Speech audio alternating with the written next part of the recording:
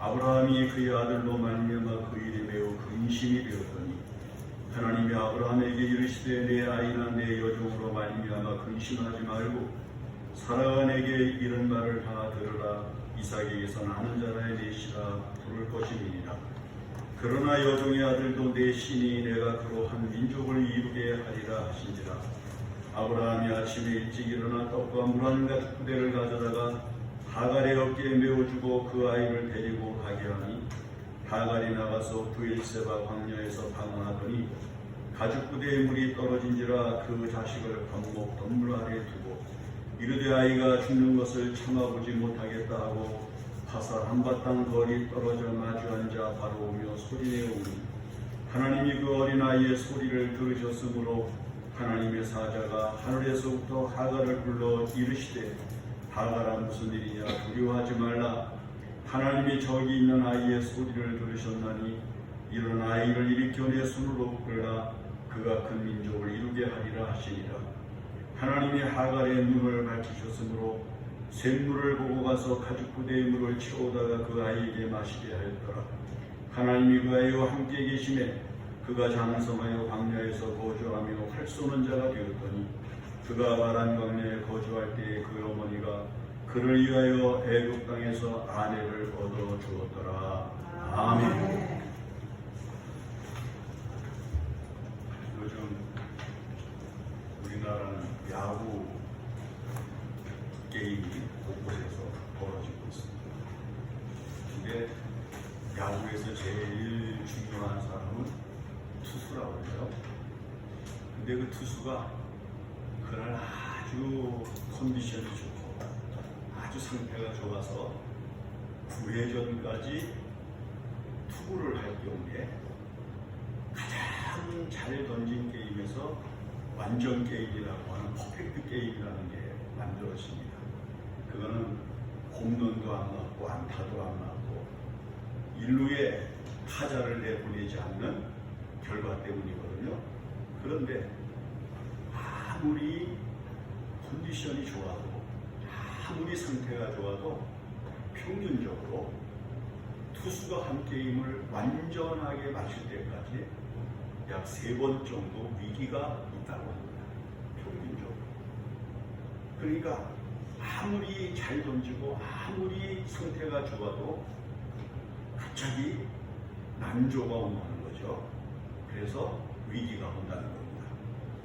여러분, 우리 인생이 한평생을 살아가는 동안에 그저 한 7, 80세 이렇게 8, 90세 그러고 살지 않습니까? 경제적으로 문제 없고 건강에 문제 없고 가정에 문제가 없는 것 같은 일생을 살아가는 동안에도 사람들에게는 위기가 옵니다. 그저 한 번도 위기가 없는 사람이면 얼마나 좋겠습니까마는 대부분의 사람들이 세상을 살다 보면 위기가 옵니다. 자녀 때문에 위기가 오거나 사업 때문에 위기가 오거나 직장 때문에 위기가 오거나 가족과의 관계에서 위기가 오게 되는 경우가 있습니다. 여러분, 이 위기를 믿음으로 이기는 사람은 결국 승리의 자리에 서게 되지만 이 위기를 견디지 못해서 그만 가정의 어려움을 겪거나 사람들의 마음속에 깊은 상처를 안고 남은 여생을 살게 되는 경우들이 많이 있단 말이죠.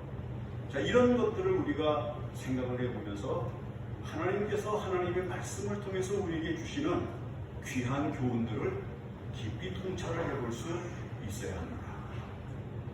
미국의 한 콜롬비아 대학교 교수가 미국에 있는 젊은 청소년, 어린 청소년들이 가지고 있는 문제점이 어떤 것들인가 하면서 몇 가지를 제시를 했어요. 그 첫째 중에 뭐가 있는가 하면 지나친 자유, 통제되지 않는 자기 마음대로 살아가는 자유를 제일 우선순위로 뽑았습니다.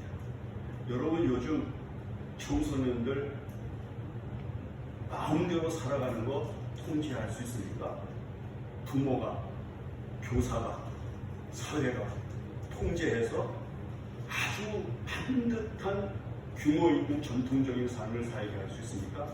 요즘 청소년들 건들지 못합니다. 그들이 자기 마음이라고 생각하면서 살아가는 거 고치지 못해요. 또 그 다음에 두 번째가 뭐냐면 가정이 불안정하다는 거예요. 요즘 이혼도 많고 부부 간의 갈등, 부모와 자녀 간의 갈등들이 얼마나 많은지 몰라요. 심각한 상태에 이른 가정 환경들이 너무 많은 거예요.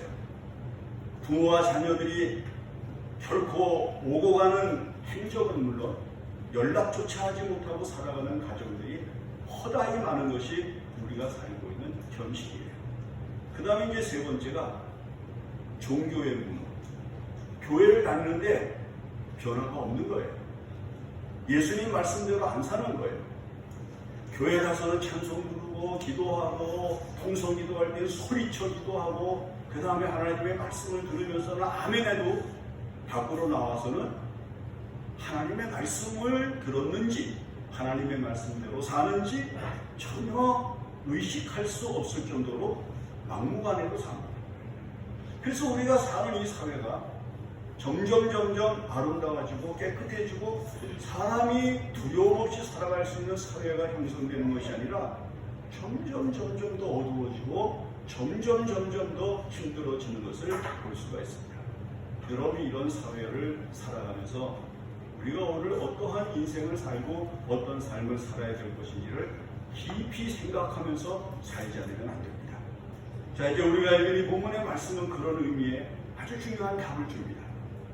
자, 제일 먼저 이 본문의 말씀이 우리에게 주는 의미를 한번 짚어봐야 합니다. 여러분, 아브라함은 믿음의 조상이라는 소리를 들었습니다. 그는 자기의 고향을 떠날 때 그의 조카를 데리고 유랑하면서 애굽까지, 그 조카가 사로잡혀서 끌려갈 때에는 자기 집에서 거느리고 있는 군사 318명을 데리고 가서 그 조카를 위기에서 구해올 만큼 그 조카를 사랑했던 사람입니다. 그는 다른 사람에게 상당히 후한 사람이에요. 나그네로 변신하여 하나님의 사자가 왔을 때에는 그를 영접하고 그의 발을 씻겨드리고 송아지를 잡아서 음식을 만들고 가장 좋은 그런 밀가루를 가지고 고운 가루를 가지고 전병을 만들어서 대접을 할 만큼 얼마나 성실하게 살았는지 모릅니다. 그런데 이 아브라함이 자기가 자식을 낳지 못하게 되는 심각한 가정의 위기를 생각한 아내 사라 때문에 하갈이라고 하는 애굽 여인을 첩으로 들여서 그 여인을 통해서 이스마엘이라고 하는 아들을 낳았는데 얼마 후에 사라가 아이를 낳죠. 그래서 이삭이라고 하는 아들이 낳아졌을 때 하나님께서는 이 이스마엘과 하갈을 내쫓게 합니다. 여러분, 그렇게 다른 사람에게 후하고 다른 사람에게 인정이 많고 다른 사람에게 사랑이 풍성했던 아브라함인데, 여러분, 아브라함이 하갈에게 그 이스마엘 아들을 데리고 부엘세바라고 하는 광야로 쫓아낼 때는요, 기껏 준 것이 뭐냐면 물 한 가죽 부대. 여기 물 한 가죽 부대라고 하는 것은 요즘으로 말하면 한 12리터 정도를 말하는 겁니다. 12리터 정도 물을 그에게 주고 그 다음에 또 한 덩어리를 주었는데 이 또 한 덩어리는 하루 종일 먹을 수 있을 정도의 음식이었을 뿐이었습니다. 그걸 줘서 빌려주고는 13살 난 어린 아들과 그리고 그의 어머니 되는 하갈을 광야로 밀어냅니다. 아니, 과거에 다른 조카나 아니면 자기의 종에게는 자기의 전 재산을 다 유산으로 줄 것이라고 하는 넓은 마음을 가지고 있던 사람인데도 불구하고, 아니 왜 자기의 자식, 비록 종의 자식이지만은 자기의 친아들에게 이렇게 무정한 행동을 하게 되었습니다. 하나님께서는 이 하갈과 그 다음에 그 아들 이스마엘이 받은 이 아버지의 매정한 행위를 생각하면서 무슨 생각을 하게 하셨을까? 한번 여러분들 곰곰이 한번 생각을 해보세요. 여러분, 다른 사람에게는 풍성하고 다른 사람에게는 대접도 잘하고 다른 사람에게는 잘 주기도 하면서 그리고 자기 가족들과 자기의 자녀들에게 대해서는 매정하게 사는 사람들이 얼마든지 있다고 하는 것이 우리가 살고 있는 모든 사람들의 가정에서 일어날 수 있는 상황이라고 하는 것을 말해주고 있는 겁니다. 하나님께서는 이 사건을 통해서 하갈에게 무엇을 가르치시고 이스마엘에게 무엇을 보여주시고자 하시는가 하면은 이 세상에서 너희들을 책임지고 너희들이 이 세상에서 아름답고 복되고 걱정도 의심 없이 살아가게 만들어 줄 수 있는 사람은 사람이 아니라 하나님이라고 하는 사실을 알려주시고자 하셨던 것이기 때문입니다. 여러분, 사람은 이 세상을 살면서 얼마든지 변합니다. 부유했던 사람이 가난해지고 넉넉했던 사람이 점점 좁아지는 삶의 환경을 가지고 인색해질 수밖에 없는 상황들이 일어납니다. 어제는 나에게 풍부했던 인심을 가지고 있던 가족이 뒤돌아서서는 냉정해지는 사람들이 될 수 있는 세상이 우리가 살고 있는 세상이라고 하는 것을 결코 간과하지 말라는 것입니다. 사랑하는 사람이 자기에게 대하여 무정하고 자기에 대하여 매정한 행동을 할 수 있는 세상인 것이 우리가 살고 있는 이 세상이라고 하는 것을 하나님께서는 절대 잊지 말라고 가르쳐 주시는 겁니다. 아브라함은 그의 조카에게 풍성한 모든 것들을 다 나누어 주었을 뿐만 아니라 그가 거부가 돼서 소돔과 고모라로 갈 수밖에 없을 지경에 이르기까지 그의 곁에서 그를 끝까지 붙잡아주고 그를 끝까지 도와주었지만 여러분, 하갈 비록 종이었지만 비록 애굽 사람이었지만 그를 통해서 나온 아들과 함께 광야로 내보낼 때에는 물 한 가죽 부대와 떡 한 덩어리를 그에게 안겨주고 광야로 그냥 나가게 하는 비정한 사람으로 성경이 묘사되고 있는 것을 우리가 보게 되는 겁니다. 여러분, 사람은 그런 겁니다. 그러므로 이 세상을 살아가면서 사람은 사랑을 해야 하는 대상이지 의지해야 할 대상이 아니라고 하는 것을 우리가 철저하게 보여야 된다는 거예요. 사람은 내가 사랑해줘야 할 대상이지 의지해야 할 대상이 아니라는 거예요. 여러분, 이걸 알아야 사람이 실족하지 않습니다. 사람은 내가 저를 끝까지 사랑해주고 이해해주고 용납해주고 관용해주고 돌봐줘야 할 사람이지 내가 의지해서 살아가야 할 인생이 될 수 없다고 하는 사실을 하나님께서는 말씀해 주시는 겁니다. 저는 여러분들이 이 세상을 살면서 사람 때문에 실패하는 일이 없기를 바랍니다. 여러분, 사람이 여러분들에게 실수하고 사람이 여러분들에게 무정하게 하고 사람이 여러분들에게 냉정하게 한다고 해서 실망하지 마십시오. 그것이 인간입니다. 아브라함은 하나님께 풍성한 복을 받은 사람이었고 다른 사람에게 대해서 항상 넉넉한 마음의 여유를 가지고 살아가던 사람이었지만은 그 아들과 그의 첩에게 행하는 행동을 통해서 인간의 실존을 우리들에게 정확하게 보여줍니다. 그 다음에 두 번째는 하갈이 브엘세바 들에 나가서 당황합니다. 거처를 찾고자 했던 것입니다. 어디에 가서 이 아들과 함께 이 황량한 벌판에서 살아갈 장소를 처소를 얻을 수가 있을까? 아마 고심을 하면서 여기 방황했다라고 하는 것은 헤맸다 그런 말이거든요. 여기저기를 돌아다니면서 하여튼 어떻게 살아도 이 물이 떨어지면 이 양식이 떨어지면 이제 어디에서 먹을 것을 어디에서 마실 것을 얻으며 어디에서 내가 잠을 자야 될 것인가를 생각하면서 찾고자 노력을 했지만 찾을 수가 없었어요. 그리고 결국 가죽 부대의 물은 다 떨어지고 가지고 있었던 음식은 다 떨어지게 되어서 더 이상 이제는 물을 마실 수가 없게 되었습니다. 아들이 목말라 죽어가고 있는 모습을 볼 수밖에 없게 되었습니다. 그래서 이 하갈이 그 아들을 사랑바탕쯤 멀리 떨어뜨려 놓고 아들이 목말라 죽는 것을 내가 참아볼 수 없겠다. 통곡을 하면서 웁니다. 여기서 이제 사랑바탕이라고 하는 말은 장정이 화살을 이렇게 당겨서 쏘면 떨어질 수 있는 거리 정도.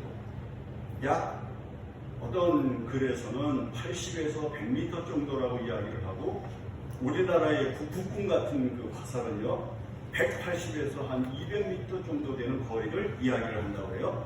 아무튼 좀 떨어진 곳에다가 아이를 떨어뜨려 앉혀놓고 그 아들이 죽어가는 것을 참아볼 수가 없어서 하나님 앞에서 방성대곡하고 옵니다. 통곡을 하면서 옵니다. 그런데 말이죠. 하갈이 울고 있을 때 하나님의 사자가 그에게 나타나서 왜 우니? 무엇 때문에 울고 있느냐? 그러면서 하시는 말씀이 하나님께서 저기 있는 아이의 소리를 들으셨다. 참 이상하잖아요.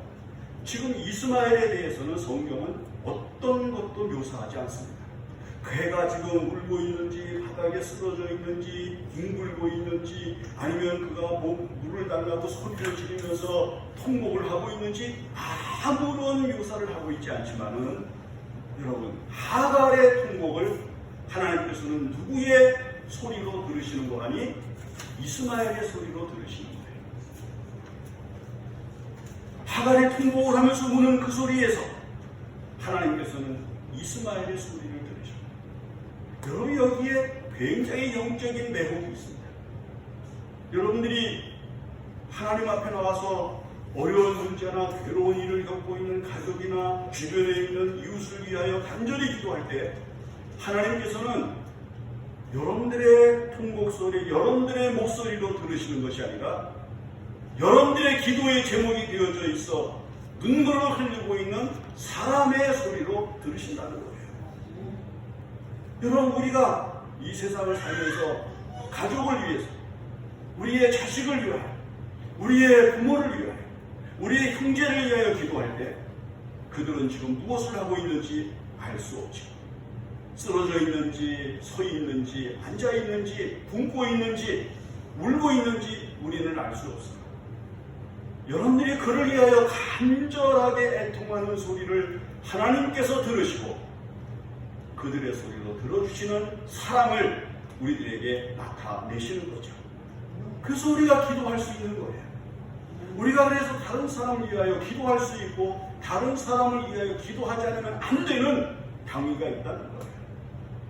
내가 나를 위하여 기도하는 것이 아니라 내가 기도의 제목으로 삼고 기도하고 있는 사람의 이름이 하나님께서는 나의 통곡소리 속에서 나의 기도 소리 속에서 들으시는 소리로 받으신다는 겁니다. 하나님께서는 하갈의 통곡소리를 들으시면서 사랑과 땅쯤 멀리 떨어져서 목말라 죽어가 있는 아들의 신음소리로 그의 통곡소리로 그의 괴로운 소리로 들으시면서 저기 있는 아이를 결단코 버리지 않으실 하나님이신 것을 계시하고 계시는 것입니다. 그래서 여러분들이 이 세상을 살면서 가족을 위해서 기도할 수밖에 없는 것이고 여러분들의 이웃을 위하여 기도할 수밖에 없는 것이고 오늘 여러분들 곁에 있는 사람의 이름을 가지고 하나님 앞에 간절히 매달려 기도해야만 하는 절대적인 사명이 주어지게 된다는 것입니다. 성도 여러분, 사랑하는 사람이 힘들고 여러분들이 바라보고 있는 사람의 괴로움이 있고 여러분들과 함께하던 사람의 마음속에 슬픔이 있다면 여러분 외면하지 말고 간절히 그를 위하여 통곡하십시오. 그러면 하나님께서는 그 사람의 슬픔을 나의 기도로 들으시고 하나님께서는 그에게 살 길을 열어주시는 것입니다. 우리가 하나님 앞에 기도하는 거룩한 영광이 있는 거예요. 소망을 가지고 하나님 앞에 영광스럽게 살아야 되는 것입니다. 캐롤 메런더스라고 하는 미국의 한 목사님이 쓴 책 가운데 찬송생활의 권능이라는 게 있어요. 그의 조카가 군에 입대를 해서 훈련을 갔는데 그 조카가 편지를 보냈어요. 아마 고모하고 영적으로 기도 생활하는 게 잘 맞아서 그 고모하고 편지를 주고받았다는 거예요. 근데 그 편지의 내용을 고모가 보니까 무슨 내용이었는고 하니 이런 내용이에요. 그 조카가 밤에 야간 훈련을 하는데 비행기를 타고 낙하산을 메고 낙하산을 타고 내리는 그 훈련을 하게 되었는데 마치 호수위로 비행기가 날아가고 그 다음에 자기가 이제 뛰어내릴 시간이 돼서 뛰어내렸는데 낙하산 줄을 잡아당겼는데 줄이 펴지지를 않았어요. 보조 낙하산 줄을 잡아당겼는데도 보조 낙하산 줄까지 풀리지가 않아서 작동이 되지 않아서 그만 이 조카가 온몸에 완전 분장을 하고 그 다음에 호수 속으로 빠져들어갔습니다. 여러분도 빠져들어갔는데 이 조카가 늘 하나님 앞에 기도하면서 살던 젊은이였기 때문에 물속에 빠져들어가는데 뭐라고 기도할 시간이 있겠습니까? 아무 생각도 나지 않지만은 늘 습관 속에 있었던 대로 주여라고 하는 소리를 한마디 했다는 거예요. 그런데 말이죠, 그가 물속에 빠져들어가서 이제 죽었구나 하는 생각을 하기도 전에 갑자기 그의 몸에서 누가 막 잡아 뜯듯이 그의 몸에 있는 분장들이 떨어져 나갈 겁니다. 그래서 물 위로 올라올 수가 있었고 구조를 받았어요. 그래서 이 조카가 그 놀라운 경험을 그 고모님한테 알려드린 거예요. 제가 이러한 일을 경험을 했다. 참 하나님의 구원의 은총이 너무 놀랍다 하면서 그 이야기를 했는데 고모한테서 답신이 왔어요. 고모가 쓴 편지에 뭐라고 썼는고 하니 놀랍다. 정말 기적이다. 그렇게 이야기를 하면서 내가 그날 비행기를 타고 낙하산을 타고 뛰어내린다고는 바로 그 시간 밤 2시쯤 이상하게 잠이 오지를 않고 성령께서 너를 위해서 간절히 기도하라고 하는 아주 강인한 목소리가 내 마음을 울리면서 기도하지 않고는 견딜 수 없게 만들더라고요. 그래서 왜 하나님께서 이 밤중에 나를 깨우시고 조카를 위해서 기도하라고 하시는가? 그래서 조카를 위해서 기도를 했다는 거예요. 바로 그 시간. 여러분, 밤 2시에 조카에게 무슨 위기가 있을 것이라고 예견을 했겠습니까? 그런데 그의 마음속에 하나님께서 기도하라, 조카를 위해서 기도하라 하는 소리가 강렬하게 그의 마음을 두드렸기 때문에 간절히 기도했는데 바로 그 시간에 그 조카가 구원을 받았다는 거예요. 여러분, 이런 놀라운 이야기는 은혜를 체험한 사람들의 이야기 가운데 참으로 많습니다. 아마 여러분들도 이런 경험들을 많이 하고 있을 줄 압니다. 여러분들이 기도해 준 대로 여러분들이 기도하는 사람의 이름이 은혜를 받은 이름으로, 사랑을 받은 이름으로, 복을 받은 이름으로, 위기를 벗어난 이름으로, 성공하는 이름으로 변화되는 줄을 믿는 것입니다. 하나님께서는 하갈의 기도 소리를 하갈의 소리로 듣지 아니하시고 지금 죽어가고 있는 이스마엘의 소리를 들으시면서 이스마엘의 소리로 들으신 그 거룩한 응답을 삶으로 나타내신 것입니다. 자, 그 다음에 세 번째 보세요. 가축부대의 물, 아브라함이 그에게 준 물입니다. 자기를 함께 해주었고 그리고 자기를 돌보아 주었던 아브라함이 준 그 한계가 있는 한 가축부대의 물을 다 먹고 나서 여러분, 그가 물을 찾기 위해서 얼마나 방황을 했겠어요. 그런데 그가 아무리 노력을 하고 아무리 애를 써도 찾을 수 없었던 물이 그의 눈이 밝혀졌는데 물이 보이는 거예요. 여러분, 이것은 우리들에게 무엇을 의미합니까? 사람은 이 세상을 살아가는데 육체의 눈도 중요하지만 보다 더 중요한 영의 눈이 열려야 한다는 겁니다.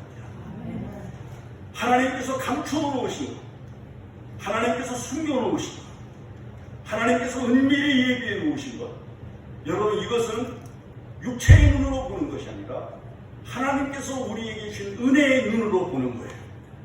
하나님의 거룩한 은총이 내게 임하고 하나님의 거룩한 사랑이 역사하고 하나님께서 내게 복을 주시는 거룩한 힘이 내 영혼에 충만해질 때 하나님께서 예비하신 것이 길이 보이고 물질이 보이고 사람이 보이고 삶이 보이는 놀라운 은혜로 나타나는 것입니다.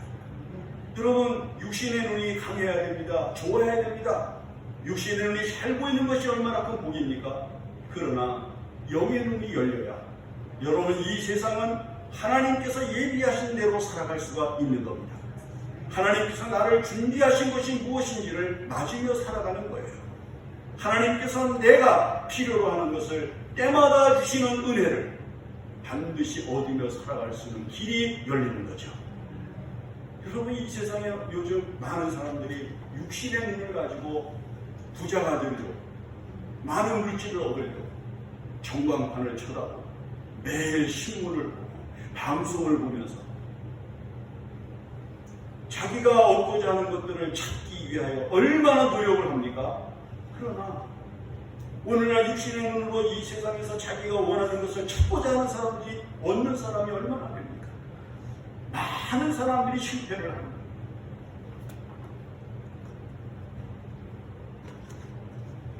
믿음으로 사는 사람들에게는 육신의 눈을 밝게 뜨는 것이 아니라 영의 눈이 밝게 떠져야 돼요. 내가 뜨는 눈이 아니라 하나님께서 열어주시는 눈, 하나님께서 띄워주시는 눈, 그래야 하나님께서 감추어 놓은 것이, 하나님께서 숨겨놓은 것이 내 앞에 드러나게 되는 거예요. 그것이 이 세상을 살아가면서 성공하는 거룩한 길이 된다는 것을 꼭 주목을 하셔야 됩니다. 믿음으로 사는 하나님의 사람들이 이 세상에서 성공한 것을 보십시오. 하나님이 도우시고 하나님께서 때맞게 그리고 그 기회를 포착하기 위해서 자기가 원하는 것을 얻게 하시는 은혜가 이 땅에 태어날 때 나타나게 될 때 이 세상에서 위기는 물러가고 자신이 원하는 것을 얻으면서 평탄하게 살아가는 길이 열리게 되는 거죠. 마지막으로 하나님께서는 이 본문의 말씀에서 이스마엘을 살려주시고 이스마엘을 그 광야에서 용사로 키우신 은총을 베풀어 주심으로써 사람은 사람에 의해서 키워지는 것이 아니라 하나님의 은혜로 자라는 것이라고 하는 것을 우리에게 가르쳐줬어요. 여러분, 요즘 자녀들을 키우기 위해서 얼마나 노력을 합니까? 자녀들을 바르게 키우기 위해서, 성공적인 사람으로 키우기 위해서 얼마나 노력을 합니까? 우리나라 사람들이 벌어들이는 물질의 60%가 자녀들 교육비로 사용이 된다고 하는 이 나라에 살면서 여러분들의 자녀들을 훌륭한 사람으로, 성공적인 사람으로 살아가게 하려고 여러분들이 가지고 있는 모든 것, 여러분들의 땀과 여러분들의 피와 그리고 여러분들의 수고로 얼룩져 있는 모든 것들을 다 쏟아부고 있잖아요.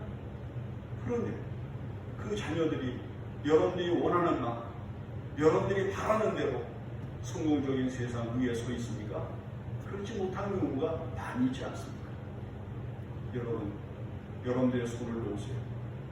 그리고 하나님께 맡겨야 됩니다. 여러분들이 책임자가 되지 마시고 하나님이 그 아이의 책임자가 되게 하셔야 합니다. 여러분들이 그 아이를 키우는 것이 아니라 하나님께서 양육하시도록 해야 됩니다.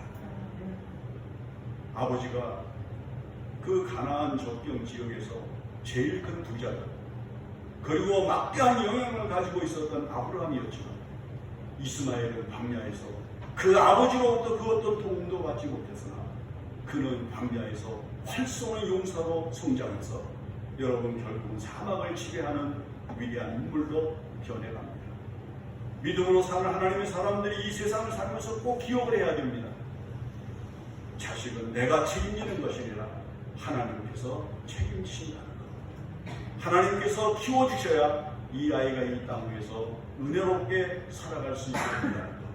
하나님께서는 이 말씀을 통해서 우리에게 가르쳐 줍니다. 기도하겠습니다. 하나님 아버지, 은혜를 감사합니다. 우리가 이 세상을 살면서 하갈과 같이, 이스마엘과 같이